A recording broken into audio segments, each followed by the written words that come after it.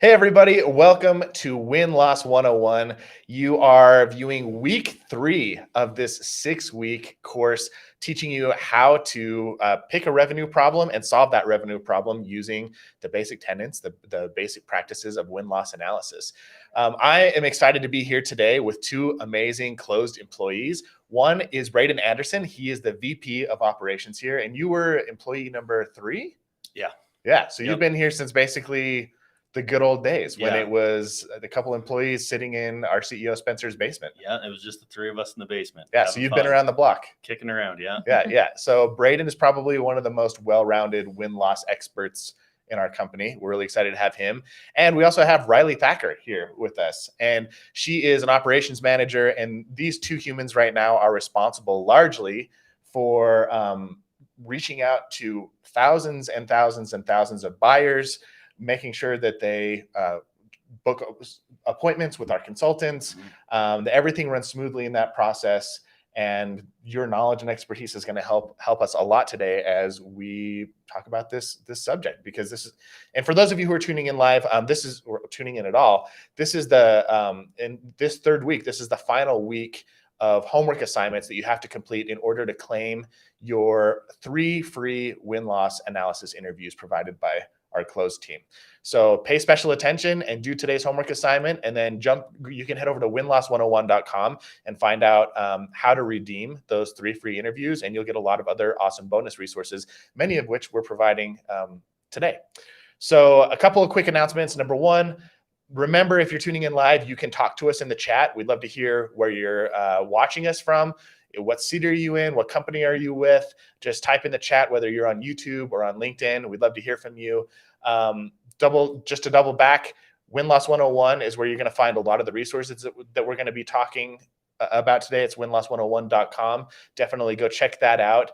And just to recap the last 2 weeks, in case this is your first time tuning in week 1, we talked about how to choose a revenue problem and how win-loss analysis, the beauty of win-loss analysis is that it helps you identify hidden revenue problems and then solve them. And so this 6-week program, you should be focusing on one specific revenue problem. And then last week, we got to sit down with some amazing experts, internal experts, Lauren and Jonathan Stevens, and they talked about building out your interview guide so you feel prepared for when you actually sit down with your buyers and talk to them about what their experience was like, so you can discover some of those problems and start solving them. So today we're going to talk about specifically, now that we have a buyer's guide or an interview guide, and now that we've chosen a revenue problem, how the heck do we get in contact with our buyers? How do we get them on the phone, get them on a Zoom call, and actually schedule an interview with them? And I think this is probably the biggest logistical hurdle for a lot of people who are starting a win-loss analysis project or campaign.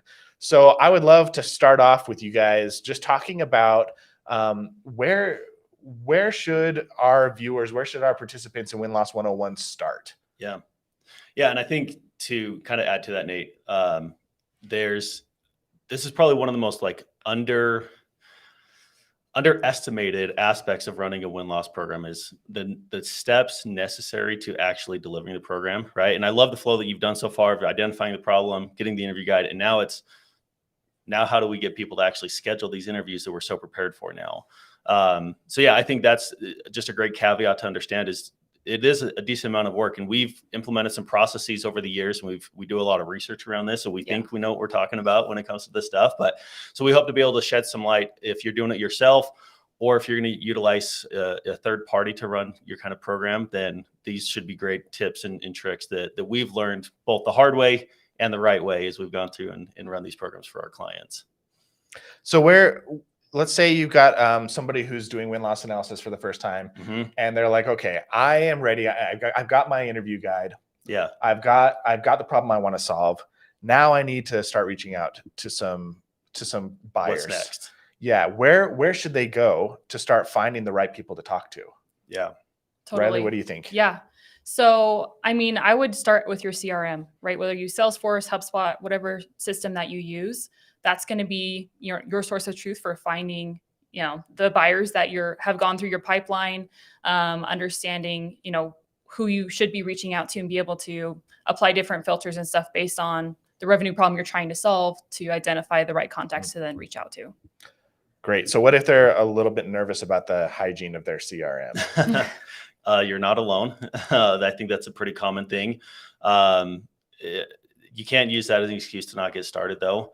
Those will be identified, and those can be opportunities to improve your CRM hygiene.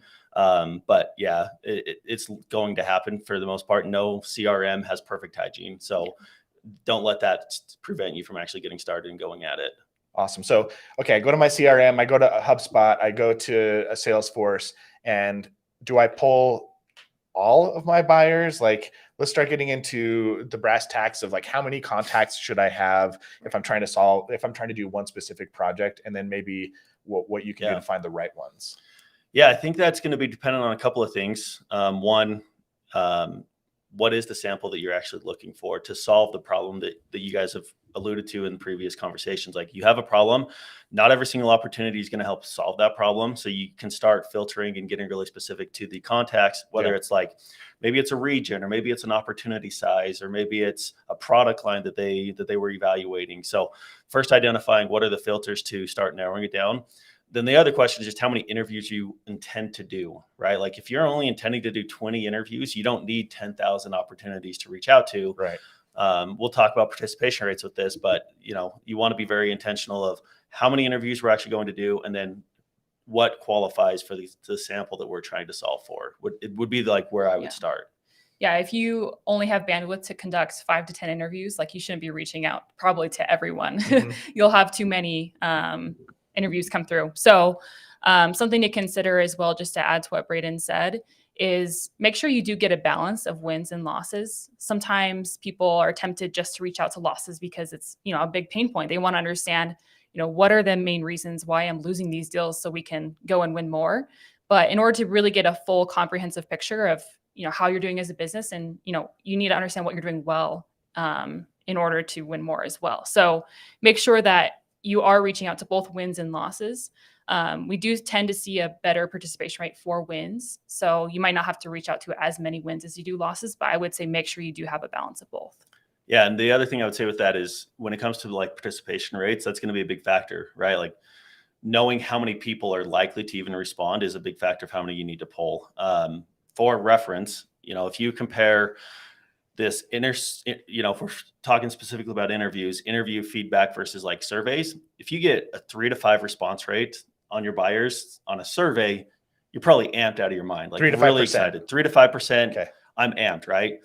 And you think naturally it might be worse than that when you go after an interview, because it's a 30-minute engagement. Like, why would these people be so willing to talk to us? But you'll typically see a higher response rate. But like Riley said, it might change based off of wins. It might change based off of losses.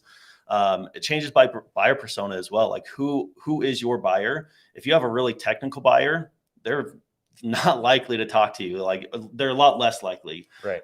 Versus maybe a marketer. Marketers love to talk, like Nate. Nate loves to talk, and he's going to share all the feedback that he has. And so, depending on who your buyer is going to greatly affect the response rate that you have. So just consider that. Like, in just some general numbers, if you have more of a technical buyer, expect maybe closer to the 5 to 10.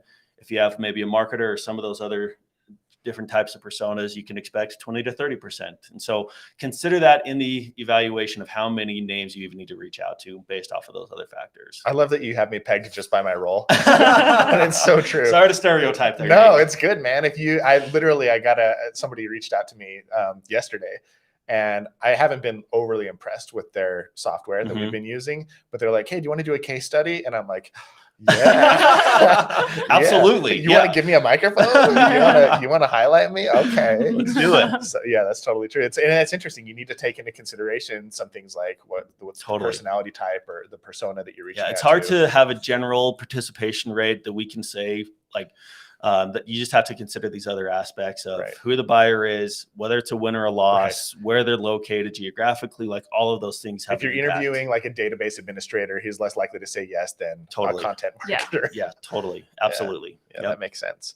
Any other things that we should take into consideration when we're pulling a list of contacts or thinking about who we want to reach out to?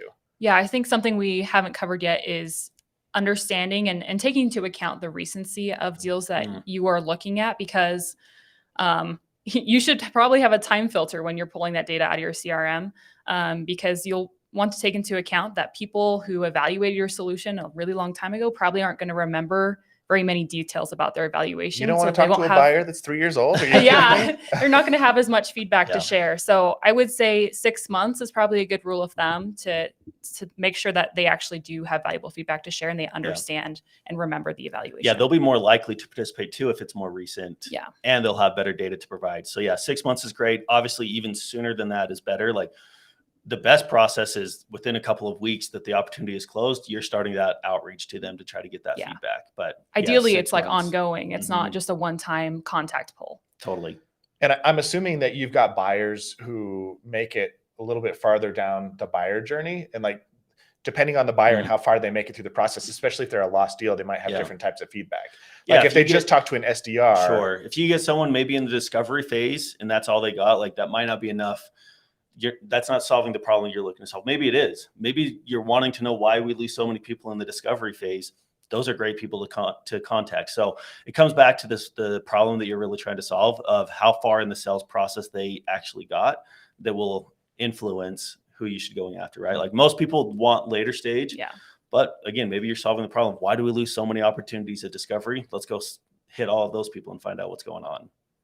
Okay, so I want to do a quick recap here. So we've talked about go to your CRM, pull a list of contacts, and some things to take into consideration are the balance of wins versus losses. Like don't just go for all losses. The response rate is going to be a little bit lower for losses, but you can learn a lot from wins. And the data's not that great. And the data, if it's just losses, you want to know why you're winning. So always have a strong balance of both. Will you talk just a little bit more about that? Because there might be some resistance internally from leaders who are like, no, we just want to find out why we're losing. Totally. So, and I totally get how the do you merit. make the case for we should talk to wins as well? If you're not understanding why you actually win, you're not going to win more. Like, yeah, you want to go after your losses and solve the problems why your losses, but there's a lot of reasons why you might be winning, whether it's the product or sales processes that work really well. Those are aspects that you need to then evangelize throughout the organization and try to hit on more in the sales process. And so if you are only focused on losses, it's just not going to bode as well for your organization. You have to have both. And the same is also true if you only focus on wins. You don't want to just hear why you're doing so well. You need to also hear what things need to be improved. And so we've seen a great amount of successes. We've gone after both of those and take it a step farther, churn and CSAT as well, right? Not just win last, but why are we losing customers after they've been a customer? Why are customers staying with us for so long? I think are extra added data points that will add a lot of value to your program. Those are super valid questions. And then we also talked about thinking about the recency of the opportunity. So don't go interview people who went through the buying process 5 years ago. Think about the role of the person that you're going to be talking to, which we talked about in our interview guide episode last week about how not all buyers are created equal. You need to kind of understand who you're talking to. Can I hit one more point on that, Nate? That Riley alluded to that was really good, and I think it's really important is you can go a couple of routes with this. You can just go pull a list every 3 to 6 months. That works. It works well. But Riley made a great point of it needs to be ongoing. The best programs are ones that are, we'll use the word automated if they can be. Like it's a dripping process. As soon as that op closes, you should be reaching out, not viewing this as like every 3 to 6 months, we have to go do another poll. One, that's going to slow you down. You might not get as good of data. There's a lot of value in the dripping of this. And so that's one of our biggest recommendations. If we're giving recommendations is don't always look at this like it's project-based every 3 to 6 months. Look at it like it's an ongoing thing. And the best ones are ones that are plugged into your CRM and it's happening as those deals happen. Yeah, and I don't know if we talked about the win-loss maturity curve since we started doing win-loss 101. This is something that definitely will come up. And what you're talking about is the most mature version of a win-loss program. Is the one that's ongoing. So I forgot we're in the 101 class. We're not in the 500 level No, but I like yet. that you're painting the picture. And in an ideal world, this is where you want to get to. Yeah. And this is where Clozd helps people get to is they can basically run their win-loss program on autopilot. We do all of the work to make it an ongoing process for them, which is a really great pitch for us. But a lot of the people watching here are just trying to experiment. They're doing win-loss for the first time. They're tackling one project. They're trying to prove the value. They're trying to get some buy-in from their leaders. And so if you're not there yet, that doesn't mean win-loss analysis can't be valuable. Totally. But we should be striving to get where Braydon just told us you can go. I'll focus more on the 100 level. No, you're good. I like painting a picture of what it can look like. We got a question here from Rodrigo that I'm pulling up on the screen. And he says, do you want to validate the contracts or contacts with the sales team before reaching out to them. His concerns are CRM data quality. Sales team might be afraid about the process. And this is actually a perfect segue into the topic that we were going to talk about next. So maybe we can address this question as we jump into talking about getting potential resistance from gatekeepers. And I don't know if you want to speak to validating the contacts with sales team before we jump into that. Or such a good question. Such a good question and a common question. And it's a hard one to answer. Some of it will depend on the culture of your organization. We tend to say, have a great relationship with the sales organization as you're running this program. If you don't, your program will not be successful. People won't care about the data, but you have to balance that with not allowing them to veto opportunities that we reach out to or that you reach out to, because that's going to introduce bias, right? Like if sales reps, maybe they messed up really bad, of course they're going to tell you not to reach out to that contact, but you need to. There's still something you can learn. There's a lot you can learn. And those might be the best ones to learn from, honestly. So you have to have a strong balance and a strong relationship with your sales organization, but not at the expense of turning away opportunities. And so what we would say is you don't have to validate every contact. Ideally, you have a primary contact that is being tagged in your CRM. But if you don't, it's still better to just reach out to more people, and the right people are going to respond with feedback, right? Like if you have 10 people and you're not sure who the best person to reach out to, I don't think it's a huge problem if you reach out to all 10. The 9 will tell you I'm not the right person, and you'll figure out who the right person is that you need to get feedback from. Fantastic. Now, Rodrigo, we're going to dive in here and start talking about when you potentially run into that resistance with the internal gatekeepers. So if we don't answer your full question, make sure to ask a follow-up question here. So I guess my big question here is, especially if you're doing win-loss for the very first time, there might be some apprehension, especially from the sales reps or sales leaders. Is this a witch hunt? Am I going to get fired? Am I going to get held up as an example of what not to do for the whole company? And so there's going to be that anxiety. So if you're reaching some pushback about pulling a list of contacts or reaching out to buyers, particularly from any internal stakeholders, what advice do you have for people to maybe shift that tide and start getting people on board? Yeah, I'll take the first one and then I'll turn it over to you, Riley. Like the number one thing, and it goes hand in hand with what I just said, like you have to involve the sales organization, especially involve the product team, involve your CMO. Like you have to have the best programs are the ones that you do a good job of early on involving these people so they feel a part of the program and not just recipients of the data. If you have the CRO or your head of sales bought into doing a win-loss program, you're not going to have a problem getting contacts, right?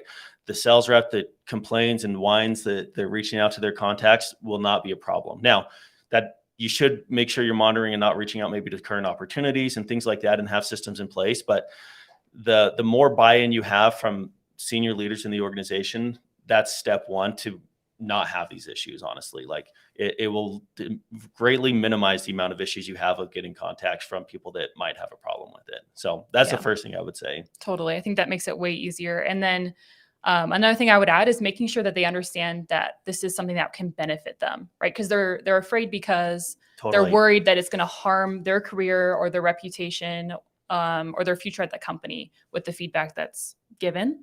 And so I think it's helpful for them to understand, like, no, this is actually going to help you. Like the feedback that we get is going to help you win more deals, help you close more deals. And I think every sales rep wants to do that. Yeah. So I think as long as you help them understand, like big picture, we're trying to improve as a company. We're not trying to single sales reps out. We just want to help, everyone improve our offering, our pricing, our sales process, everything. It's not a witch hunt. We're just trying to improve as a business. I love that. Yeah, so it's really good. That's essentially you're helping to shift and shape the culture of a culture of transparency, a culture of learning. And if you've got good salespeople, they'll buy into that. Totally. Yeah. Fantastic.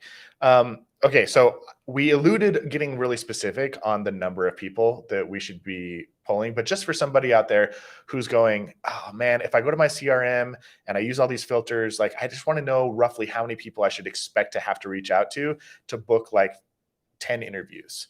Yeah. What, just as a ballpark starting point, can you give people who've never done this before an idea of how many contacts they should be pulling? So basically, what is a common participation rate? Is that another way to say that? Yeah. And again, this goes back to some of the things we mentioned earlier, of like who your buyers are, because that's going to affect it, whether it's win or loss. We generally see, ballpark 20 to 30% on average across all of our clients. Now, again, some of our clients are much higher than that. Right. Some of our clients are lower than that. So factor in what we've already learned about personas and yes, and those are a buying big factor in stages. it. But yeah, if you needed to get, if you needed 10 interviews, assuming a 20% participation rate, you can do the math on that, and you're going to need 50 contacts in order to get that. Yeah. So that's just general. You might defer to just having more just to be safe, and getting it done quicker rather than letting it prolong and going back and asking for more names. And can I get 10 more names because I need that one more interview or whatever it might be, or 2 more interviews. So it's best to defer to getting more contacts and starting with a larger sum of contacts to go after. So Great. Does that answer that question? Yeah, it totally answers that question. And with that question, I want to jump into I'm trying to go chronologically because I've never done this before. Perfect. I've never been in your seat. So I'm trying to go chronologically in my brain through the process that our Win-Loss 101 participants are going through. Totally. So I've gone to the sales team, sales leaders. I've got permission. I've got buy-in. I pull a list of like 50 to 100 contacts. The next step is I got to reach out to them, right? Yep. Yes. I actually have to send out an email. So what can you tell me about scheduling an interview with buyers? So just for a heads up, we have provided the email, like a template that Clozd uses for their first outreach. So I'd actually love to talk a little bit about some of the best practices when you first start reaching out. What advice do you have? Like, maybe we can start with, do you have best practices for the first outreach? Yeah. So the email that we provided, we call the introductory email. Basically, it's introducing the buyer to win-loss analysis and helping them understand like why the organization is doing this and how it's going to benefit, the company and the product. And so when sending that email, I'd recommend sending it from someone that either the buyer knows or someone higher up in the company that would show like, wow, this is a really like important thing to this organization. They really do want my feedback. Like the CRO or CMO just asked for my feedback. Like they must really value my feedback. I think that really bodes well for the people that receive that email. And if it's from someone they know, then it's like, they feel like, oh, like, the sales rep I worked with wants to hear, There's like what I think. Obligation. And they feel more obligated to do that because they have that relationship. Okay. That's a great piece of advice. Yeah. What I would add to that is, and it depends on if you're doing this yourself or using a third party. Like obviously as a third party, we do this and that email comes from our client introducing Clozd, because otherwise they don't really know who we are. The buyers don't. But if you're doing it yourself, you can still do an introduction email, but like Riley said, from someone else in the organization. Maybe it's a sales rep, maybe it is still the CMO, of introducing the program before you start your cadence of emails to get them to schedule. Right. So just to find nuance of, who's actually running the program, of who that intro email can come from. And just a caveat for our viewers, this is a best practice, but you don't have to have an introduction to start reaching out to. Yeah, we've just seen that this does influence participation rates for sure. So if you can't get that introduction, maybe it's like Still logistically fine, not possible. Any advice on like, should you name drop? Yeah. Should you say, hey, I just talked to like, Alex, your sales rep? Any way you can personalize the outreach with like legitimate stuff. Like, I think that's a really good idea. Like, hey, I'm working with Alex, so you've been working on the sales team. I'm on the marketing team and we're looking to collect your feedback to help the organization improve. That works great. Yeah. I know initially like a fear I might have is that you're trying to like loop me back in, especially if I'm a closed loss deal. So should you mention anything in the email to say like, hey, we're not trying to sell you? Or and again, candidly, like that's one of the values of a neutral third party, is because Clozd isn't going to, or a third party vendor isn't going to try to sell, obviously. Right. But yeah, I think that is a great point, Nate. If you are running your own program, it would be well worth your energy to put a caveat in there. Like, this is not to resell you or anything like that. This is solely to get feedback to help us improve as an organization. Okay. Yeah, I love that. Now, Riley, I have a question for you. Okay. I get a lot of emails. I don't know about you, but my email inbox is just always full. And I've also run email marketing campaigns. And I know how common it is for me to just essentially ignore or forget about an email, or to delete an email, or just not even like read it. So talk to me about, you send out this first batch of emails to invite people to book with you, and maybe you get one response. Should you keep reaching out, or if you don't want to pester, like what's You the best definitely practice should. here? Yeah. So what we find is that you really need to be reaching out at least 5 times in order to get a good response rate. Like you need to take into account that, people are out of office, people are busy. It might not be a good time, but it might be a good time a week from now. And so I think it is good to be persistent. Sometimes people are tempted just to send 2 or 3 because they don't want to make anyone, upset or bug anyone. But, this is a really important program for you to run, and the buyers, they understand like that their feedback is important. And I think this part of that demonstration to them that like, hey, your feedback is super important and we're being persistent because we really do care and we want to hear from you. Okay. So reach out several times. Yeah. I think people default to like, oh, I sent 1 or 2 emails. Like I don't want to they clearly don't want to give me feedback, but no, it definitely takes persistence. And can we talk about the cadence of these emails? Like, am I sending out an email every other day? Am I sending out an every email 30 once minutes. A week? Every 30 minutes? That might work. No, it's a great question. And we do a lot of research on this, and we're constantly researching this of what is the right cadence.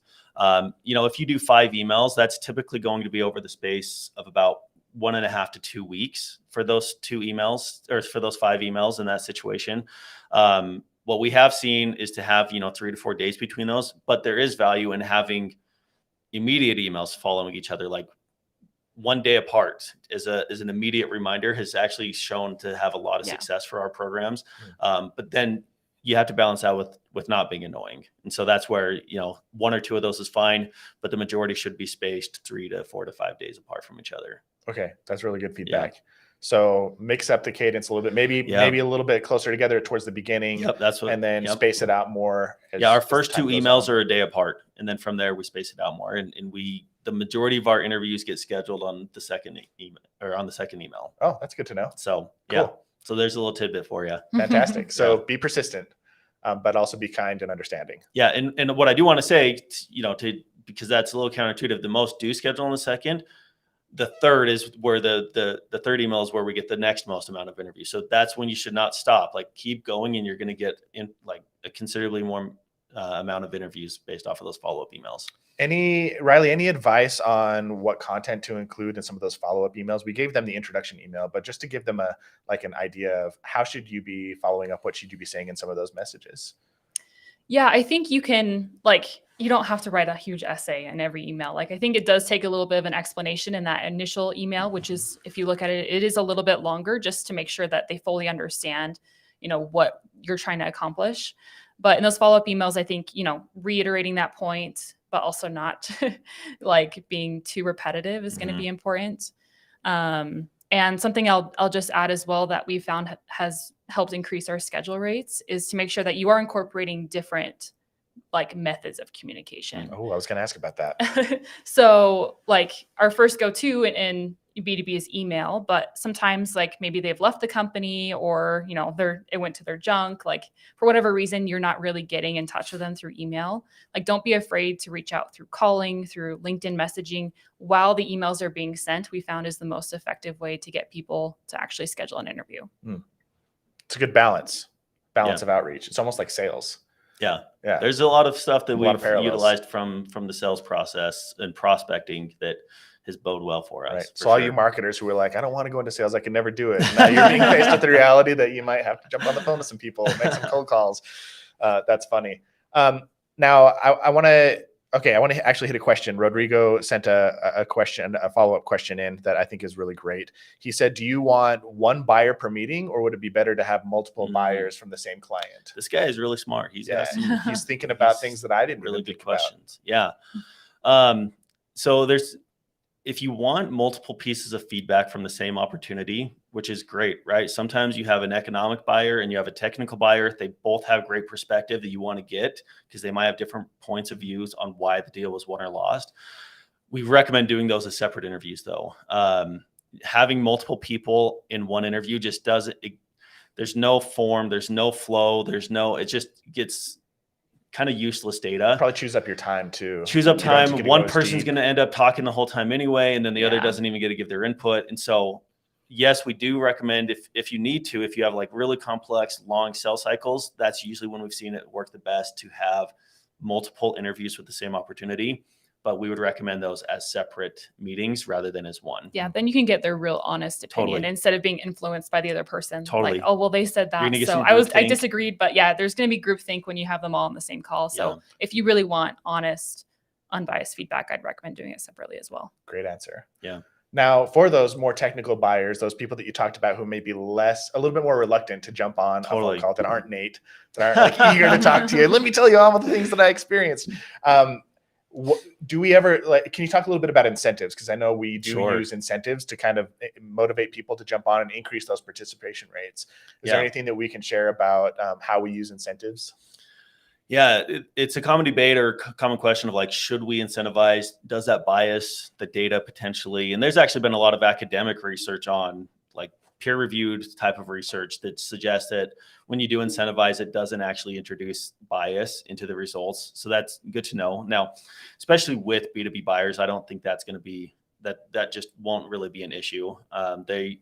Why is because individuals don't give this type of feedback just for the incentive, right? Like they're not doing this for a $50, $100, whatever gift card. Maybe they are, and that's their thing. But what we've actually found is that people are more willing to do these types of feedback, win-loss feedback, from a professional courtesy standpoint, from a reciprocation standpoint, right? Like whether it's a win or a loss, even if it's a loss, I'm going to come back and evaluate this company a year or two from now. Like, of course, I'd love for them to implement some of the reasons why we didn't win. And maybe it's product and they can go fix those things before we do another evaluation. If it's a win, obviously they're much more likely to do it. So the incentive though works.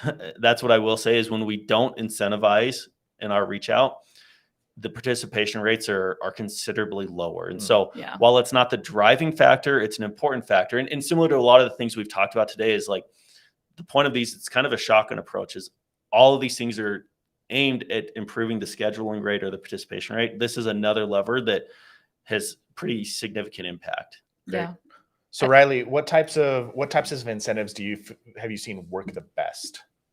Yeah, so we've done a lot of testing around this and a lot of experimentation to really find, like what incentives do increase our participation rates the most. What we found is actually really interesting. Must be something with psychology, but people actually like numbers ending in 5. So like a $25 or $75 gift card performs better than sometimes a higher gift card amount, but ending in a 0, like a $100 gift card, for instance. So super fascinating. It's really interesting. And so what I would say is, if you are trying to optimize your like participation rate, don't always just think, more money is more participation. Focus more on, we need to show them that their time is valuable to us, and have it end in a 5, and they'll be more likely to respond. And I'll add to that and again, we keep saying this, but it does come back to who your buyer is. If your buyer is leadership teams, you might need to spend more on the incentive to get that level of individual to do it, or technical or whatever it might be. But yeah, there is typically diminishing return that a higher incentive does not equal a higher participation rate. And we were blown away when we did this research. We thought the highest dollar amount would for sure give us the most yield, and it just didn't. It was really fascinating. And that's one of the reasons why it's great to hire a third party, just to hit that home again. Not to be a shameless plug, but like this is what we do all day. Yes. And so we do run tests to figure out, hey, what's the ideal incentive to motivate somebody to say yes to us? And we have found some really surprising things. So that's a really cool thing.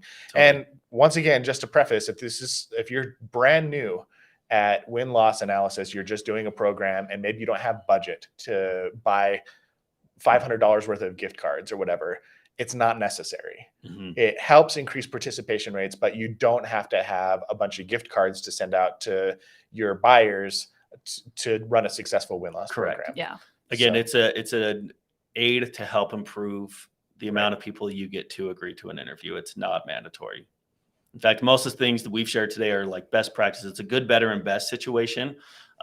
These are some of the best practices that we've been able to utilize in research. Cool. Now, Riley, do you have anything else you want to add? No, I think that's great. So let's hit on the bumping, actually. I think that's a really good tidbit to hit on as well. Oh, yeah. That's true. Incentive bumping. Yes. What is that? I don't know what that is. So an incentive bump is basically increasing the incentive mid-sequence.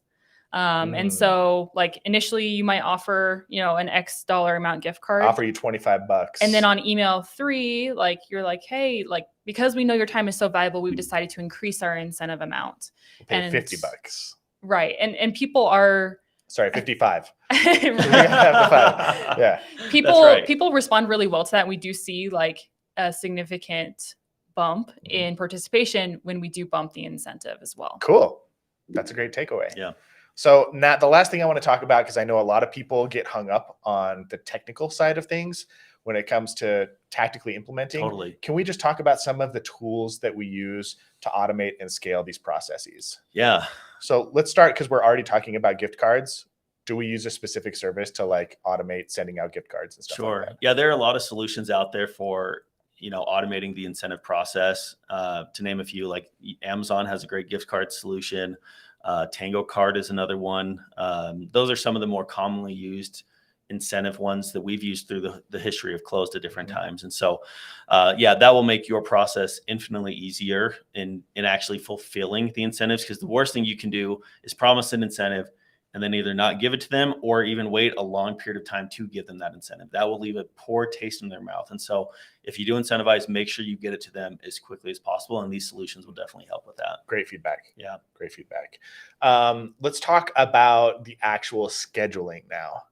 I'm sure there's a lot of different softwares and tools that could help with that process. What are some of Riley, do you have any recommendations as far as that goes? Yeah, totally. Well, I think Calendly is one of the most common ones, an industry leader for sure, but there's other options as well, like Doodle and TimeTap are great options just to make the scheduling process a lot easier for you and for your buyers. So you're not exchanging 20 emails trying to find a time that works. It's such a hassle. This makes it so much easier and a lot more streamlined. Yeah, and it automates, it makes it the scheduling easy, so it's not the back and forth emails of let's pick a day and a time. But it also just automatically adds it to their calendar. It adds it to your calendar. They have integrations as well that you can use to track these different things of who's scheduling and who's not. So yeah, those types of tools are really valuable just to make the whole process really seamless for the buyer and not, again, the last thing you want to do is leave a bad taste in their mouth. And if there's any part of the process that is frustrating to them, it's going to be counterintuitive and counterproductive to the point of doing a win-loss interview. Great. So scheduling software, really important. Integrating that software with something like Zoom would be, my assumption, is probably a best practice. Everybody pretty much uses Zoom. Yeah, Zoom, GoTo, WebEx. These are some of the most commonly used, face-to-face type of like an online meeting tool. Yeah, online meeting tools. That's what I wanted to say. Yeah, you're good. I think a lot of people might think to just have a phone call and then take a ton of notes. That can work. Again, best practice is not that, but that would definitely work. What we would definitely recommend is to use one of these solutions that auto records the conversation. Then it can be transcribed. Then you're not like taking meticulous notes the entire time and not paying attention to the interview. Yeah. If it's just recorded, it allows you to focus on the interview. Take a couple of notes for sure, but you can focus on the right questions to ask as follow-ups from the interview guide that we talked about last time.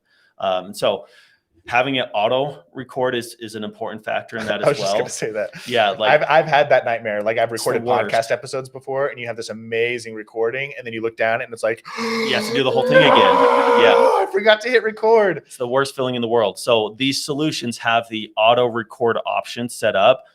Just set it up. Even if you have to delete a lot of wasted recordings for other meetings, it's worth it. Just, you don't want to lose that opportunity to get that feedback. I just put a ticker down on the screen with the website to go to, winloss101.com. And in today's bonus resources, I literally linked to the page where you can set up how to turn on auto record for Zoom. There we go. So that you don't even have to push the button. You just start the meeting and it's automatically recording. I hope we're recording this. Did we record? No, you literally just made a pin. I'm like, are we live? But we've had Rodrigo sending us chats. We got one from Mark as well, and so I know that we're live. So. Perfect. That's cool. It's a terrible feeling. Yeah. What about emails? We can scale email outreach as well, even the customized email outreach. Totally. Any recommendation? I mean, my first thought is your marketing team probably has access to an email. Yeah, software. I think, and this seems obvious, what we're going to say, and I'll let Riley speak to it. It seems obvious, but you'd be surprised is why it's a talking point for us today, because there are individuals that believe that it should just be an email that I'm sending manually. So we just wouldn't recommend that. So it's obvious, but definitely use another solution. So Riley. Yeah, definitely see if you can use whatever tool your marketing team uses. If they don't have one, there's so many different solutions that you can find. I think on Win-Loss 101, we have some I linked options. to a bunch of them. Yeah, that's awesome. So I even linked to one that you can literally use. There's like a tool that you can use with Gmail, and it's like a mail merge that uses Google Docs. So if you don't have budget and you can't get access to like Marketo or whatever your team uses, like just use your Gmail, but you can scale it. You don't have to send out 100 emails manually. Don't do that. It'll take too long. But what I would say is a caveat to that is make sure whatever tool you use that you're able to actually send from your email domain. So like set up, it's called DKIM, where you can actually say, hey, this tool has permission to send from our company's email domain. So it looks legitimate. That way it's not some random email domain, and that will cause people to think it looks spammy or fishy. Yeah. Great. That's great advice. Anything else we need to talk about as far as technology is concerned? We've gone through a lot today. Yeah, we have. So those are some good points. This is the most technical part of win-loss analysis, essentially. There's a lot of steps involved in pulling the contacts, making sure they're the right contacts, getting people on board if there's people who are pushing back, and then going through this whole process of like setting up the software, making sure that your Calendly is linked with your Zoom set to auto record, and then setting up a bunch of emails. So we've got instructions and recommendations at Win-Loss 101 to help you through this process. Hopefully what you've learned here today will help you overcome a couple of the common hurdles that people run into when they're starting their win-loss analysis programs on their own. We wanted to give you enough information, including that template, that introductory email that you can find at winloss101.com. Our hope is that we gave you enough resources that you feel confident that you know what to do to take the next step forward. And your homework assignment for this week is to schedule your first buyer interview. Let's go. That's awesome. So like set up that Calendly, get your Zoom ready to go. It's probably most of that stuff might be readily accessible to you, and like send out a couple emails. Let's see if we can get you with an appointment set up for next week. Next week, we're going to be diving more into the interview process and what that looks like. So you can dive in blind and start interviewing before we have that session, or you can schedule your interviews out a little bit farther in advance and take those tips and tricks into consideration. But don't get ahead of yourself. Just like in the first week, like all you were doing is choosing a revenue problem. Second week, all you're doing is coming up with your first draft of that living document that is your buyer interview guide. This week, all we want you to do is to book one. A success is booking one interview. It could be a win. It could be a loss. We just want you to have one interview on your calendar so you can sit down next week and chat with the buyer and start to see the value of everything that we've learned up to now. So yeah, don't get overwhelmed. Don't think you have to send out or do all 10 or 20 or 30, whatever your goal is, buyers this week. Just get one. And we're taking baby steps and trying to build momentum and make some progress. It looks like we do have a couple more questions that might have trickled in. Let's see. Dan said, I've been looking all over the Win-Loss 101 website and I can't seem to find the resources being referenced. Can you share a direct link? Yes. And it might be that it's just marked as invisible. So I will literally check right now live to make sure that we have that, that published. Oh, look, it is hidden. So as of right now in this very moment, it is now visible. So if you refresh and you're in winloss101.com, you can see it now. Thanks for reminding me, Dan. I had that set up on my calendar to make it live and forgot. So that's why we have you guys, to keep us accountable. Let's see. I'm trying to think if I have any other questions. You answered Rodrigo's question about one buyer per meeting. We talked about like validating contacts with sales reps. Anything else we want to touch on there that might be helpful? What if you, I guess here's one question that comes to mind, and then if we don't get any other questions, we can move on. What if I go through all this technology setup, I send out 100 emails to buyers, and I just don't hear from anybody? What do you do? That's tough. That's frustrating. And there are times when we don't have the success rate that we would hope that we have. It's very unlikely that scenario you just painted will happen. So let's caveat with that. Cool. If that happens, email me directly and we'll find a solution for you. No, there could, like, some troubleshooting is necessary, which I think maybe a final point to that is if you do have 100 names and those are the 100 names you have, maybe do a soft launch.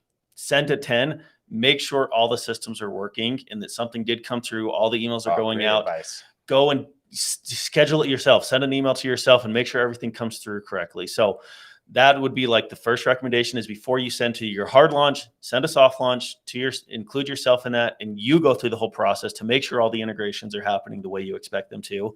And then feel confident that you could send to the other 90 in that situation.